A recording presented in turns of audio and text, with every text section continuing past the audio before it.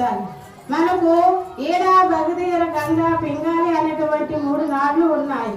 ఏడు నాడి ఎర్రకొనకి వెళ్తుర్నిస్తుంది, పింగళ నాడి కుడుకొనకి వెళ్తుర్నిస్తుంది, సుషుమ్న నాడి భూమధ్య స్థానంలో నిలబడుతుంది. గంగా, యమున, సరస్వతి అనే 3 నదుల పేర్లు పెట్టారు. ఆ 3 నదులటువంటి జలమే ఈ భూమండలం అంతా వర్ష రూపంలో కురుస్తుంది. కాబట్టి మనకు బయట గంగ లేకపోతే బతకలేము అనుకోండి. కాకపోతే లోపల కూడా గంగ ఉండాలి. లోపల గంగ లేకపోతే బతకలేము.